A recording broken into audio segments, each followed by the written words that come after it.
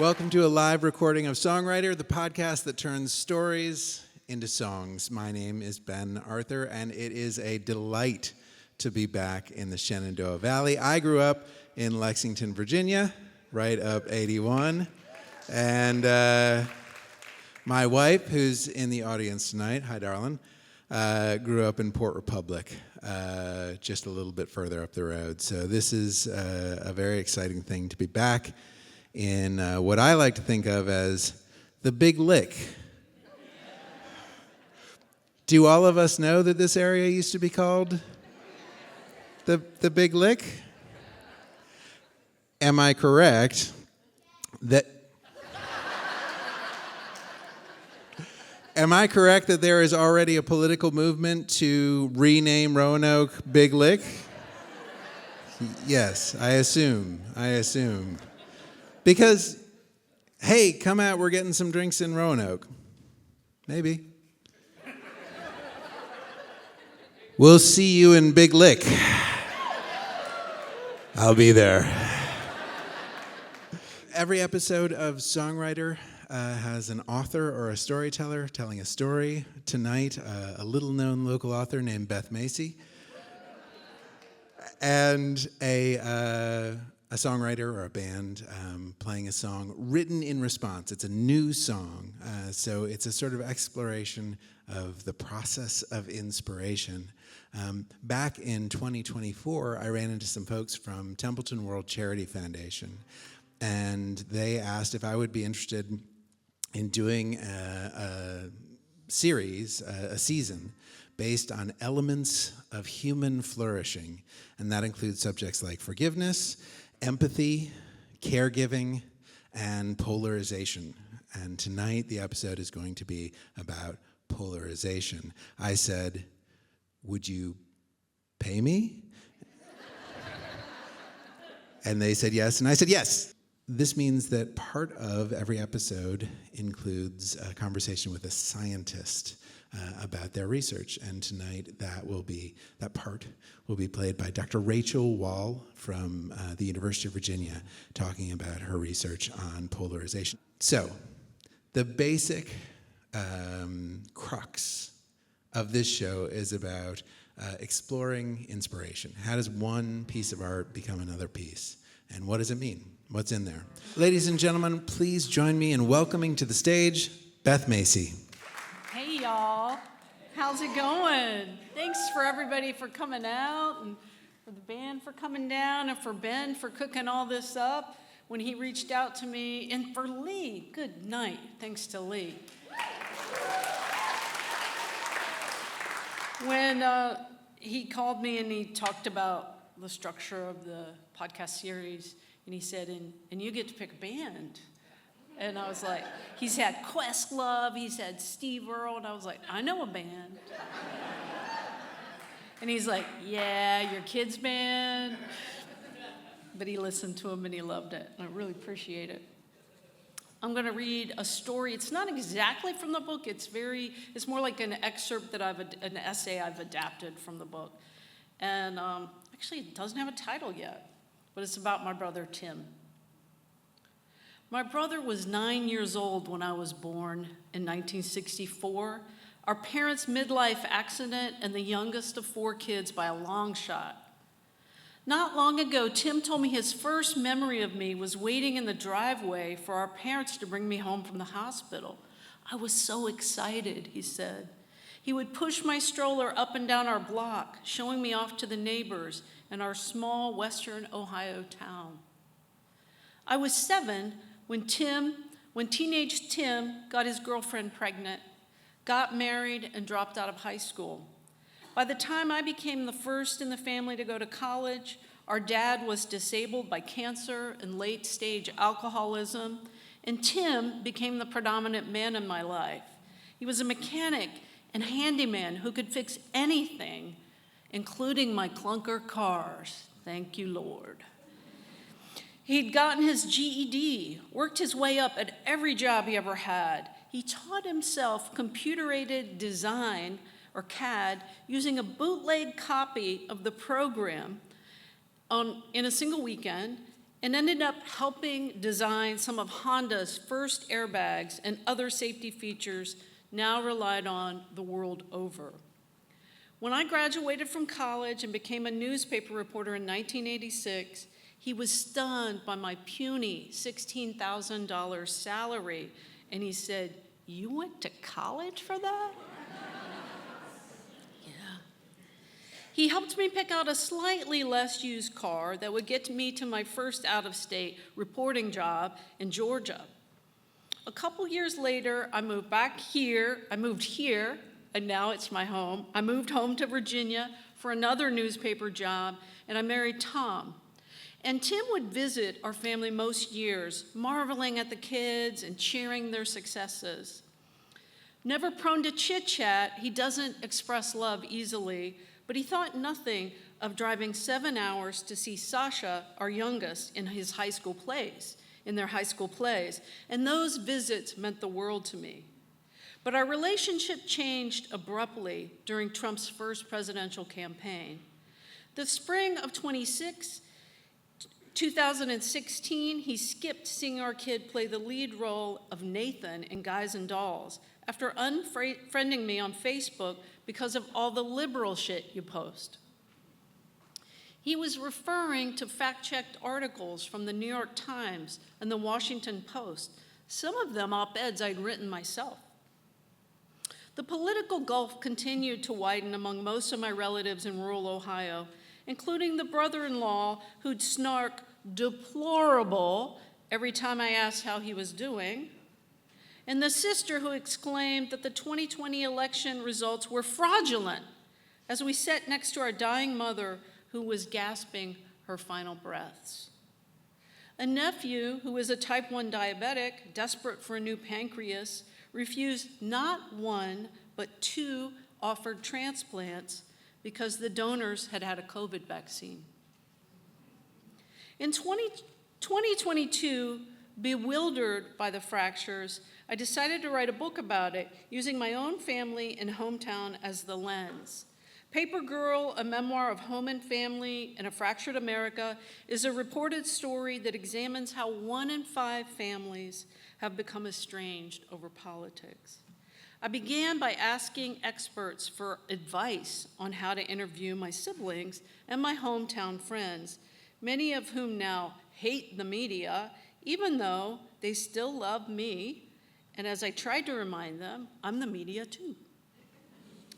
The gist of the experts' advice: stay away from politics and instead reconnect around shared histories and strengths, like our feisty mom and the body Irish toast she always made whenever we gathered for card games, pizza, and beer. And that strategy worked, though not with everyone, and only up to a point. I regularly encountered hometown friends who'd become conspiracy theorists, including community leaders who made my siblings' beliefs look tame. Some friends were so deep into QAnon that we couldn't agree on the most basic facts. In the newspaper I used to deliver as a kid and later wrote for as a college intern, there was almost no local news now. Of the scores of people I talked with in this 2-year homegoing project, reconnecting with Tim remains my biggest win. When I sat down to interview him at his favorite pub, the waitress handed us menus and promptly asked me, "You the author?" When I asked how she knew, she pointed to Tim and said, "He brags on you." At the end of an open and very tender-hearted interview, he brought up his admiration of RFK Jr., which, not my cup of worms,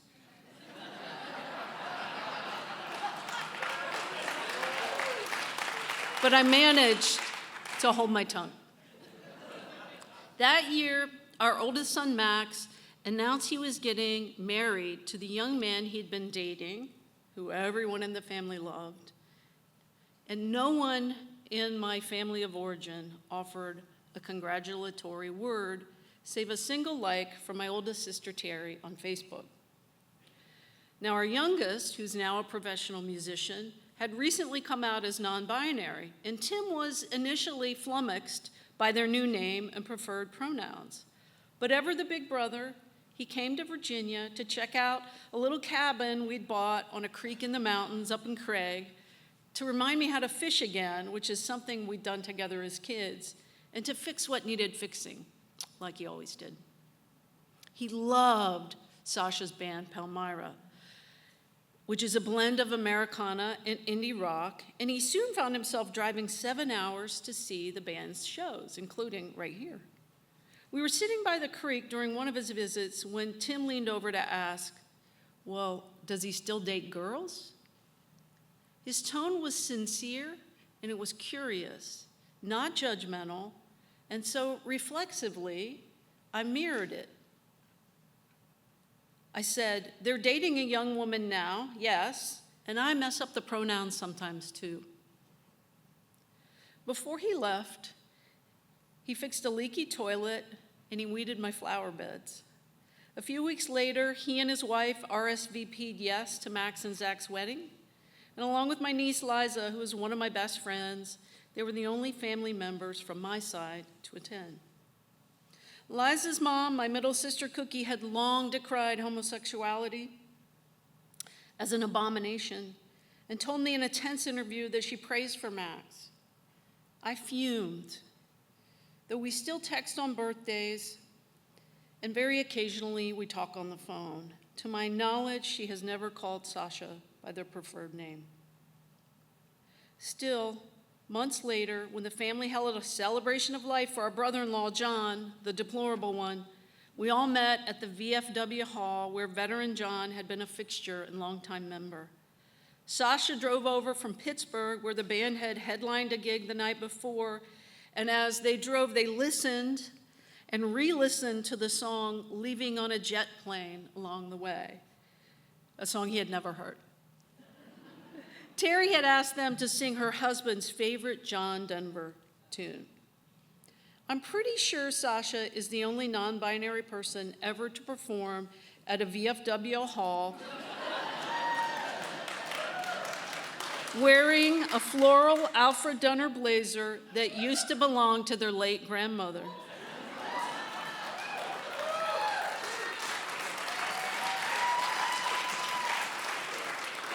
I had worried that Terry's friends and the extended family might be mean to my sweet kid, but everyone was great, even Cookie.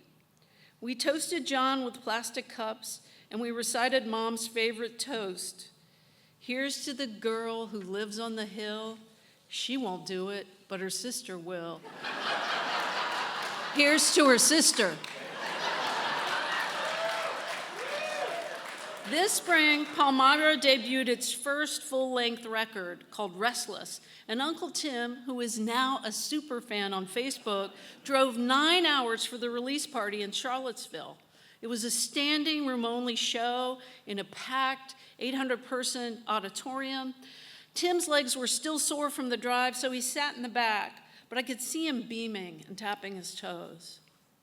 Social science experts tell me the key to mending our divide is to employ a conversational tool called deep canvassing, noting that a lot of deeply engaged voters don't change their minds when confronted with opposing views.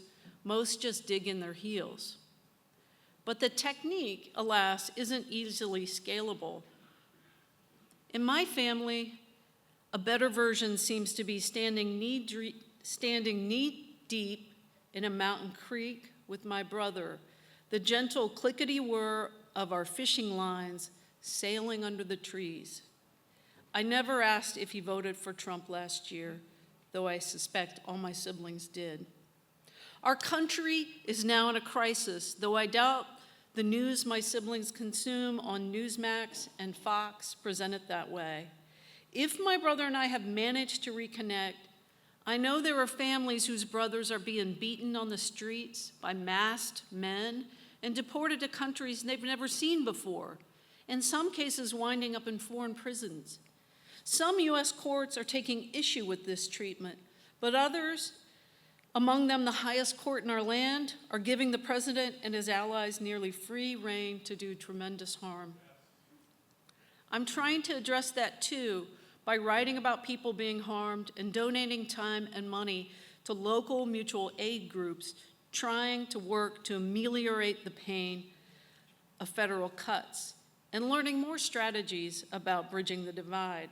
Most Mondays since President's Day, I've joined a large group of protesters in my hometown here in Roanoke, outside the office of our Republican Congressman, Ben Klein, who refuses to hold a town hall or engage in any significant way.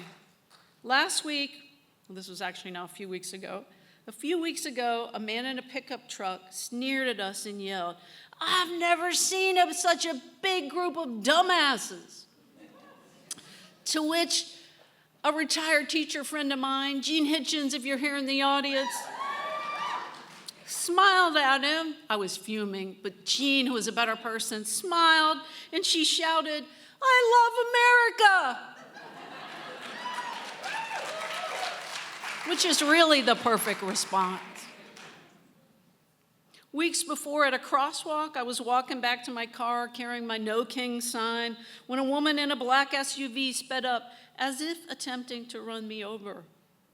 If we're going to find our way out of all of this, those of us who have received so much from the country are going to have to work to reach our own families while also doing the heavy lifting to end the damage being perpetrated by the leaders our communities have empowered. Along the way, it's also important to look for those rare moments of connection and joy.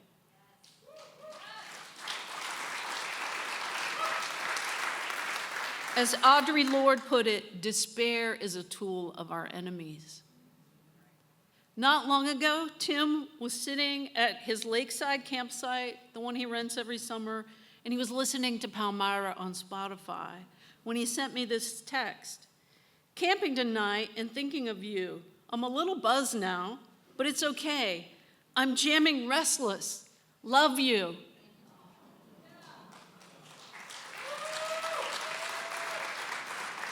There are no easy answers, but reknitting the ties that bind and caring for everyone around us may be a start.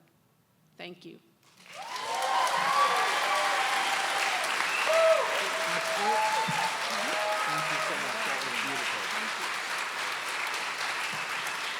Beth Macy.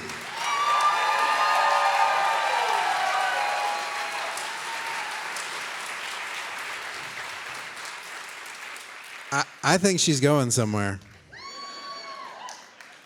Okay, I'm going to invite Palmyra out to set up, but I am not going to ask for you to clap for them quite yet. Come on out, guys, and do your thing. Because I wanted just for 2 seconds to acknowledge that this show, it's a lot of fun, and I really enjoy taking part in it. And also, I am asking a lot, in particular of the songwriters.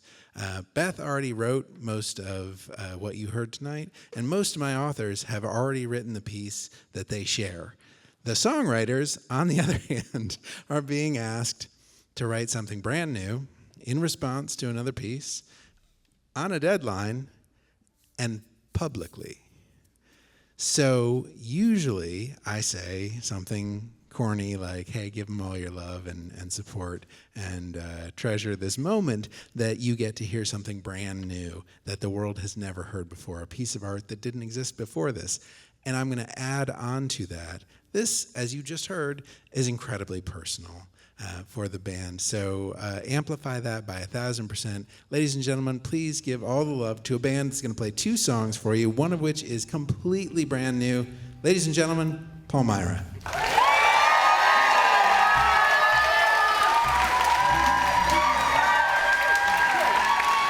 Thanks, y'all.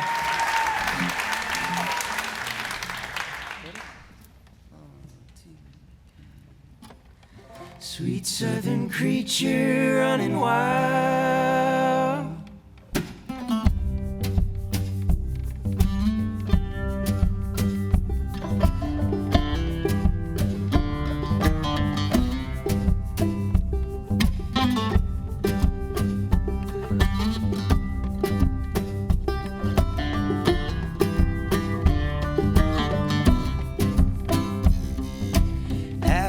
kids you came up with are still in your hometown, working on the highway that you drove to get out.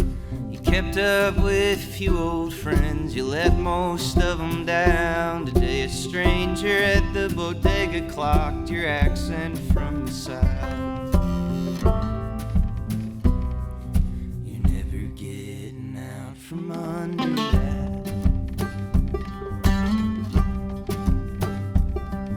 The air appears heavy, honey, you look like a feather now. It's safer in the city for you to let your hair down. Last night your mother called you crying about the aliens in Texas. Said I love you, then your grandpa's name, he's been dead a decade now. You're never getting out from under that. Sweet southern creature running wild, sweet little freak show, give a smile. Sweet southern creature running wild, give 'em a smile, girl, that almost Appalachian Adam's apple smile.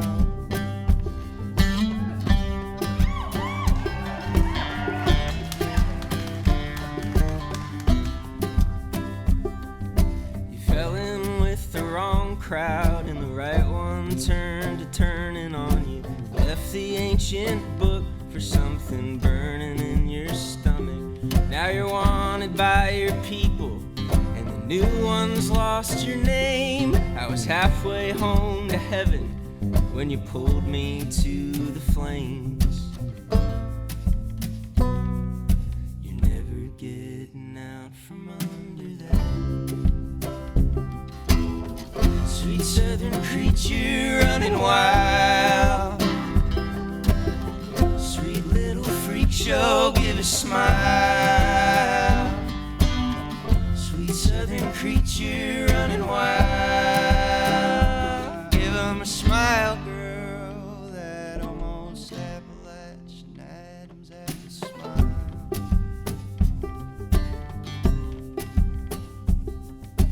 Go digging through the catacombs for deep cuts from the elders. You went looking for a pretty thing and wound up at a headstone. I wish Reagan stuck to westerns, I wish I could still get stoned without dreaming about dying in the sterile room alone. You're never getting out from under that.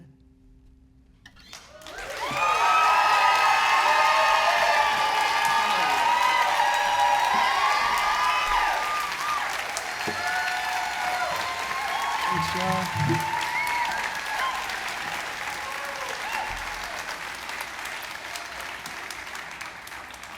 It is such a gift to get to be here with y'all tonight. Thank you for being here with us. How about my mama?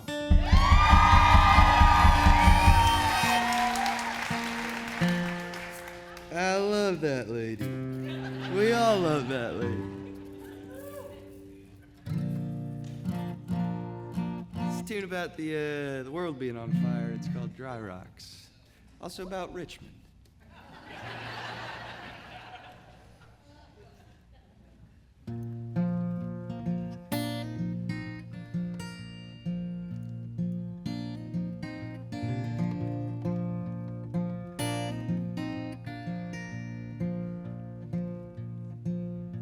Dry rocks on the James, uneventful April rain.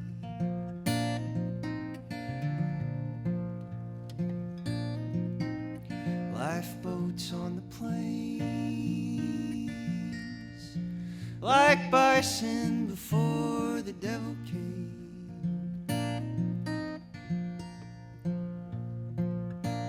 Before my time there was a flood.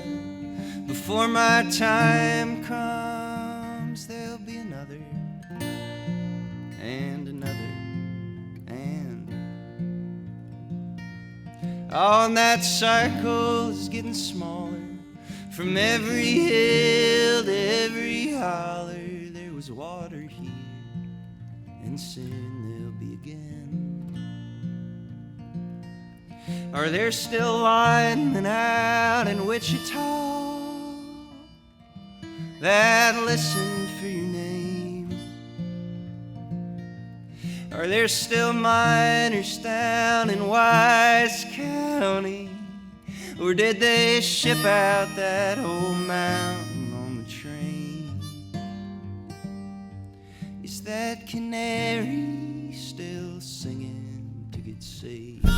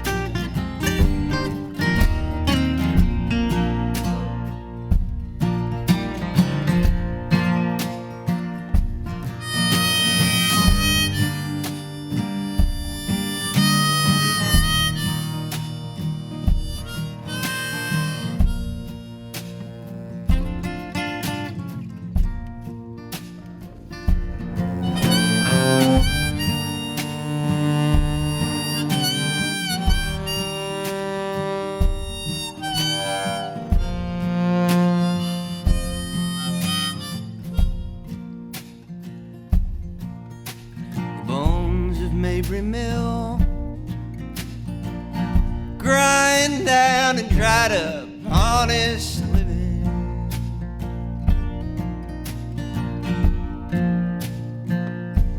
Snake oil reps and little pills, wrecking in another killing.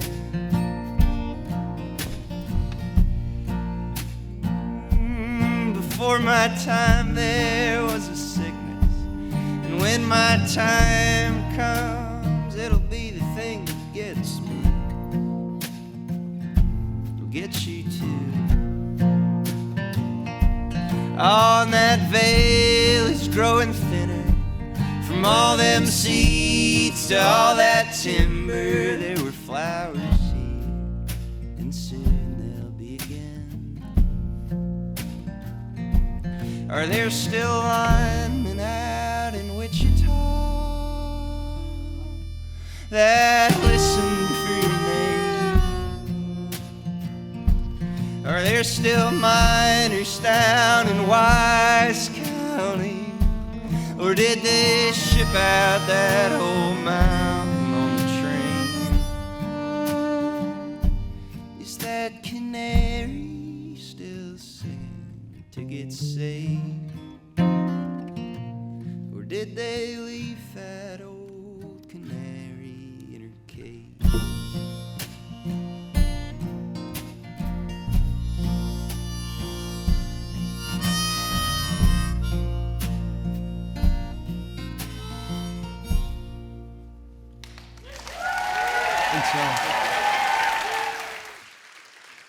Don't worry, they'll be back. So, this is the moment in our program tonight when I get to talk to a scientist. Please welcome to this stage University of Virginia's Dr. Rachel Wahl. We're going to have a broader conversation with the other participants in the show tonight, but we're going to start by asking you, Dr. Wahl, not only about your research, but also like what drew you to this particular subject, which is, it turns out, very timely. Sure. Thank you so much for having me. It's not often I get to be on stage with such talented performers, so this is very exciting. Is this not like your average it's science not, but I wish it were. I really wish it were. So I became interested in thinking about conversation across political divides in a couple of different ways, but the most recent way was when I was living in Charlottesville in 2017, and in August we had the Unite the Right rally in which self-proclaimed neo-Nazis and white supremacists were marching on our downtown, and an anti-racist protester, Heather Heyer, was killed. And in the aftermath of that, there were deep local ruptures, not so much between neo-Nazis and anti-racist protesters, but more between people who agree, for the most part, on political principles, people who, for the most part, consider themselves progressives, liberals on the left, but who deeply disagreed on whether and how we should be talking to people we disagree with. So in the weeks and the months, and as it turned out, the years that followed the Unite the Right rally, we had many city council meetings, for example, that were abruptly ended when members of the council didn't like how people were behaving in the meetings, felt like the speech was too disruptive, and so forth. So the fights in Charlottesville after the rally weren't so much about politics as about how we should be doing politics, how we should be talking to each other, whether we should be talking to each other. So I became really interested in this question of what happens, what actually happens when we try to talk to people we disagree with. And I didn't start doing the research because I knew that these conversations were good, and I just needed to do a little research to show that they were good, because that's super boring, and I don't ever want to do research on something that I think I already know the answer to. But I really was curious because of the concerns that a lot of principled, intelligent people had about these conversations, about how they can be oppressive and exploitative and hurtful. And so I started observing a lot of different kinds of conversations, and then interviewing the people who participated in them right afterward, and then whenever I could a few years later, to try to understand what happened for people and what it might mean for democracy. I have another question for Dr. Wahl, which is, when you and Sasha and I were talking, the subject came up. One of your recommendations for dealing with polarization, dealing with the ruptures in family, friends, etc., is to kind of avoid talking about hard things. And there's a part of, I imagine, everyone that sort of pushes back against that. And especially when there are issues of identity, as Beth brings up in her story, where it feels like someone else's position is sort of destructive or alienating. And I guess I was curious about how you think about those kind of divides. Yeah, those are the hardest ones. There's an idea, I think, that we can treat each other with respect and disagree about politics. But the problem, of course, with that is that the way we disagree about politics can feel intrinsically deeply disrespectful to some people in who they are. And so it can be very, very difficult if your identity and the rights, your full enfranchisement as a citizen in different ways is dependent on the way this political issue goes. Somebody's view on it can feel really threatening to who you are, and can actually be threatening to who you are. So I don't think there's an easy way to separate it.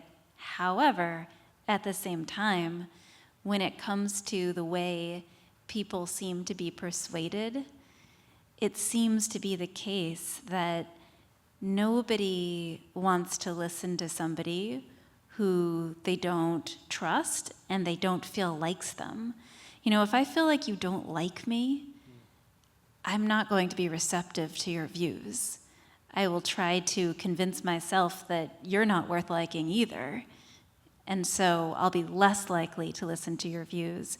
And so that's why in that conversation, the recommendation isn't so much don't talk about the thing, but it's more, it's worthwhile to pour some energy into the relationship to lay the groundwork.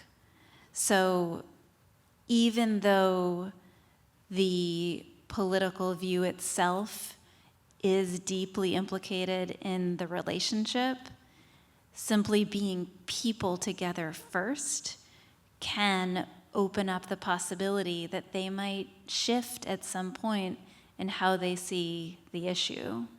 It won't guarantee it, but I think it's more likely if they feel mutual respect. You got a shot.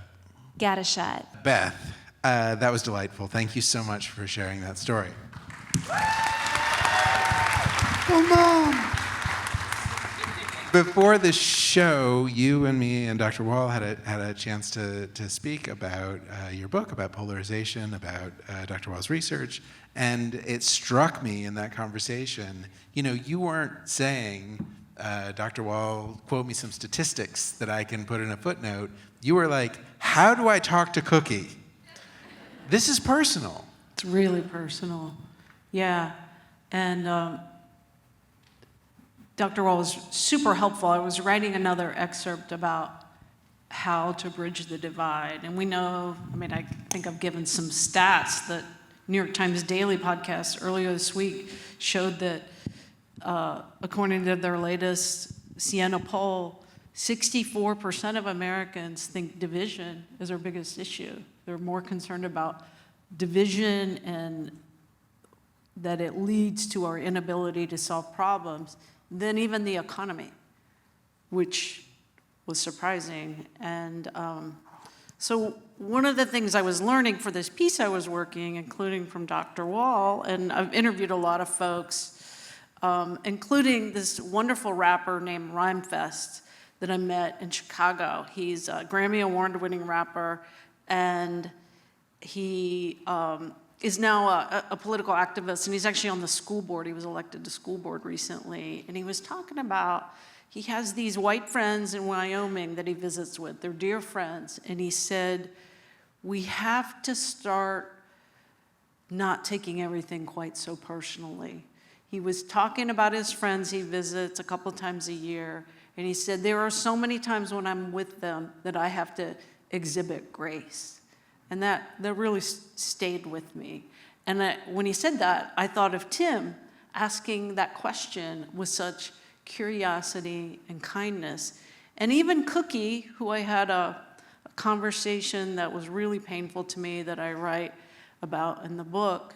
The last time I visited her, she had just bought a new condo, and she had pictures of the kids on the kitchen. And I said, you have pictures of my kids on the kitchen? She hadn't laid eyes on my kids in many years. She said, of course I do. I love them. So do you have time for just like a few techniques that I've been researching? One thing is like when somebody says something that is deeply repulsive to you, like I hate the media. Deplorable even.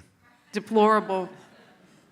One thing is to mirror back what they said in a try to be non-judgmental. So when my friend Joy said, I think children today are presenting themselves as cats and bringing litter boxes to school. Well, all my bridge training went through the window, and I rolled my eyes. She goes, I know you disagree, but how do we love beyond what we can't understand or even agree with? And that is really the question. And so just mirroring back kind of what she said, like in a way that is maybe, I understand you're concerned about kids in school, or something that isn't quite what she said, but is at the spirit of what she said. And then asking for permission to kind of jump in verbally before just, which is what I did with Cookie. And then what Dr. Wahl taught me in our conversation was that it's just really important to be vulnerable. In the case with Cookie, I could have said, I did the best I could with what I knew at the time. What would you have done in that situation? And this was a hard thing for me, and what would you have done as a mother? And I'm going to try that at some point. Maybe. Beautiful, thank you. Palmyra, that was a gorgeous song, and Thanks. I was saying I feel genuinely like touched to even like claim a tiny portion of its genesis. I'm just delighted that you guys were able to write such a beautiful song. So thank you for sharing it. And I was curious about your process, because this wasn't like a Paul McCartney, here's the lyrics and here are the chords and what are you going to add to in the harmonies. As I understand it from conversations with Sasha, this was really a group effort. Tell us about that. Yeah. So the way that a Palmyra tune typically starts, and I think we went a little atypical with this, is normally one person brings a tune that is fully written to the group, and we say, all right, here are all the words and the chords, and we can dissect it, we can turn it inside out, and then we can turn it into a Palmyra tune. And the Palmyra tune happens for us once all of us have had our hands and ears and hearts on a song, as like from an arrangement perspective. And that happened with this, but a cool thing that also happened with this tune is I sort of brought something to the group that was a few ideas, because we knew that we'd be doing this thing where we're all sitting up here and talking about a song, and so we wanted to... Is this not your normal thing? Do you not have a little chit-chat session at your We've gig? never held 4 wireless microphones. Yeah, Forum. we normally don't talk. We just sing, yeah. It's important to note that we've never given Samir a microphone before. It's true. There's a big Samir. privilege right now. Damn straight, y'all. Go Samir. Beautiful. Did anyone else have anything to add to that, or should I turn to the questions here? Any thoughts, Samir, or otherwise? Samir? Yeah, I thought you said Samir otherwise. Yeah, we started working on this song just a couple days ago. In That Just in time. kind of true. I wrote a verse in bed like 2 days ago before we were leaving for a show, and I was just hoping to God I remembered the words. You crushed it. Dude. Thank you. You crushed it. I love the sort of Latin vibe to it. How did that come out? So the instrument that I'm playing was built in Floyd, Virginia. It's called a mandocello. It's really brilliant luthier named Ward Elliott, who I love. And Ward took this old factory instrument that was busted and turned it into a mandocello. And I think it's a really weird instrument and it's pretty hard to play. And so when we started arranging the tune, that was the first rhythm that kind of came to us, because you're just playing 2 strings and you don't have to use your left hand too much because it hurts a little bit. And then we moved that over to the bass, and then we just kept going with it. I don't know. I think you're saying you try to keep it simple. Yeah. Yeah. Delightful. So we have a bunch of questions from you all. Thank you so much. Sometimes I am up here with my pants around my ankles and just staring at Like an empty me. screen. Some people like that. In Big Lick. I'm going to skip over the question from my wife. Thank you, darling. I appreciate that. And I'm going to ask a question for Dr. Wahl. Did your research touch on social media in all its forms, and how has that shaped the divide and the political climate now, even compared to 10 or 15 years ago? What do you find, and how do we bridge the divide when the internet seems like an endless chasm? Yeah, that's a great question. All of the conversations I observed were in person, and they were intentionally meant to be a counterbalance to social media, because people feel so across the board alienated on social media. And so I think the more opportunities we have to get people together in person like this, and also ways to get people together who disagree with each other, the better. Because what I found in my research in all of these different settings is that people almost never remember what they talked about. What they remember is who they talked to. They remember how they felt about the person they talked to. And years later, when I would interview people again and say, have you thought about that conversation since it happened? What made you think of it? What do you remember? What they remember is the person. And that's what stays with them. And it's very difficult to remember the person in, an anonymous screen, social media chat. You don't know the person, so you can't remember them. For Palmyra, and I kind of think for you as well, Beth, author Richard Powers, this is very erudite, said in an interview that facts don't change people's minds, stories do. Please speak about how that informs your work and the role that the arts can play in healing. I'm trying to think of a moment.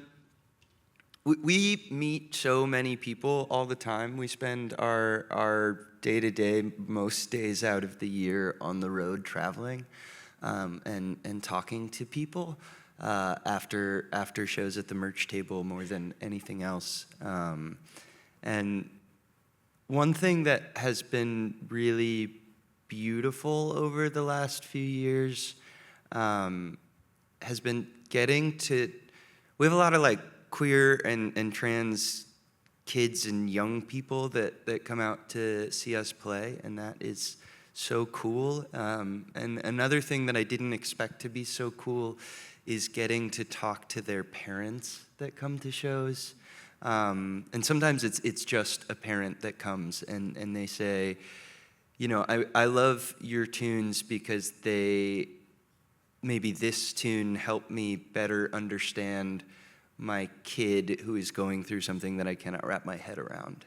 And I think that music has an ability to do that in a way that like really people let their guards down without realizing that they've done that.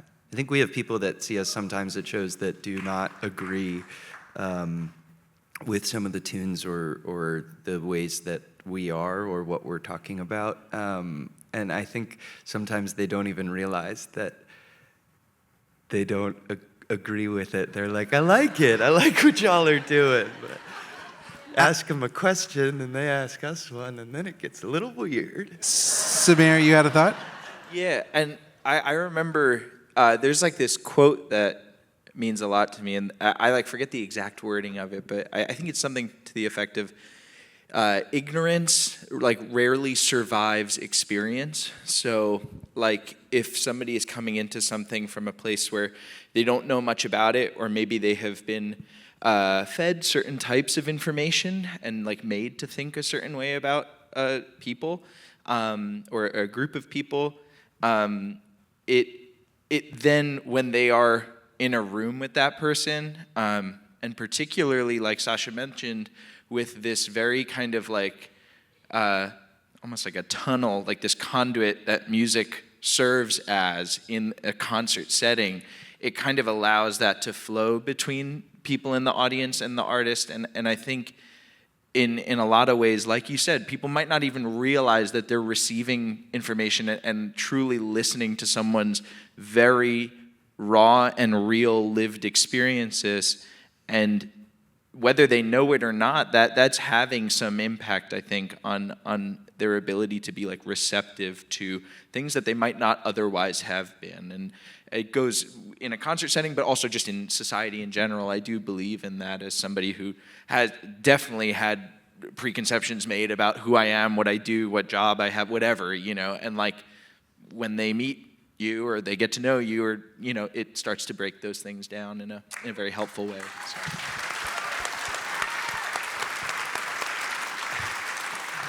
I do think we can all agree that musicians are the best people. Yes. Yeah, that's my feeling. I'm going to ask a last question of Beth here, and then we're going to pivot to the next part, because thank you, guys. A bunch of beautiful questions in here, but we can't keep you all night as much as we would like to talk about how great musicians really are and how we're sort of undervalued. Talk about it more. You know what I mean? Beth, this is a question for you. It is hard when some folks are attacking, and it is the job of the attacked to give grace and understanding and appreciate where the attackers are coming from. I can appreciate that life is hard for many folks, but I don't understand why other folks' struggles mean that they are allowed to attack me and my family and my friends. Yeah, exactly.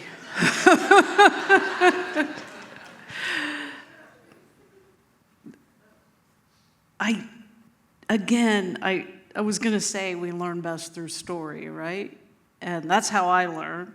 I'm not one of these erudite Richard Powers writers that is going to, I'm not going to go for the business story. I'm going to start with the people who are being impacted on the ground by something. And, you know, Maya Angelou says, write like it's going to go straight through your reader's heart and straight through their brain and right to their heart. And so, like, for example, I'm thinking of, this is a Dopesick example. We were working on the show. The show had just come out. You know, and it's about the heroin epidemic, and so many families who have addiction in their family can read about it or see a show about it, but when it's their own kid, it's really, really hard. And so one of our writers in the room, he lives in New York City, and it was COVID, and he had a Hulu mask on, and the show had just come out, and the woman standing behind him said, "Hey, I just saw that show Dopesick on Hulu." And Ben was like, "Oh, actually, I worked on that." And she goes, "I liked it. I watched this show, and for the first time in 3 years, I called my addicted son." And so when you can begin to shift, I think story has a better chance rather than an argument, or certainly than a judgment.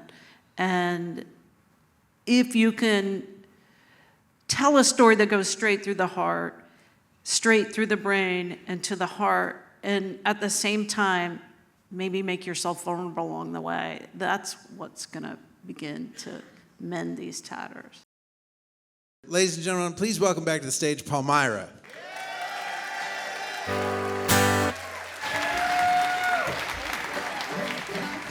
So every time I do these shows, I have really amazing people like Palmyra who agree to play their own songs, and I almost always ask them to play a song with me, and 99.9% of the time, they pretend that I have not asked.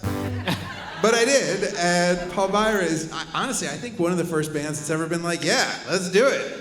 So this is actually a song, I was tempted not to write my own song for tonight for the first time, because I had already written a song about polarization, about Virginia, about, in fact, the cruelest, most vicious, heart-rending thing that one human being could say to another human being to express their complete and utter contempt, which is, bless your heart.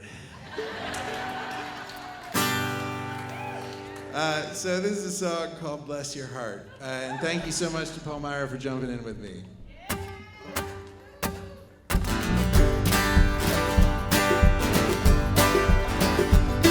My cousin collects cartons of cigarettes. He's got whiskey cases piled up chest high in his basement for the day that fiat money goes away. He plans to barter the apocalypse on by. Bless your heart, bless your heart.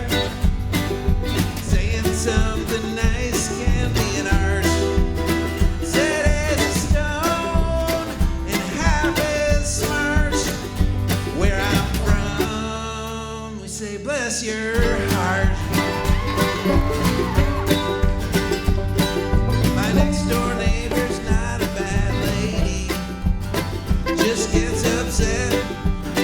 watching her TV. To make the matter worse, she'll quote you chapter, line, and verse of the dumbest YouTube grifters the world's seen. Bless your heart, bless your heart. Finding empathy is just a start. No solution, but it's hard. Where I'm from, we say bless your heart.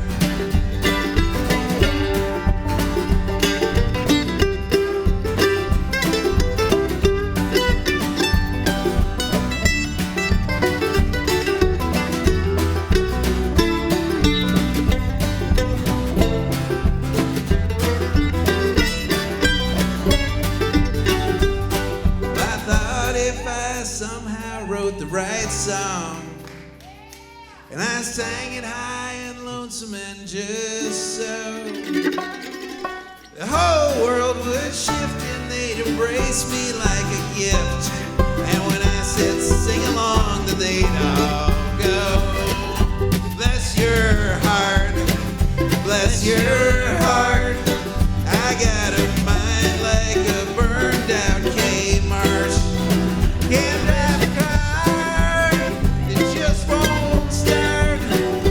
Where I'm from,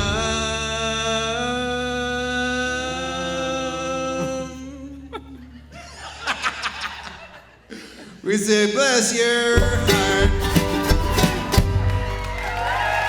Palmyra. Ben Arthur, yeah.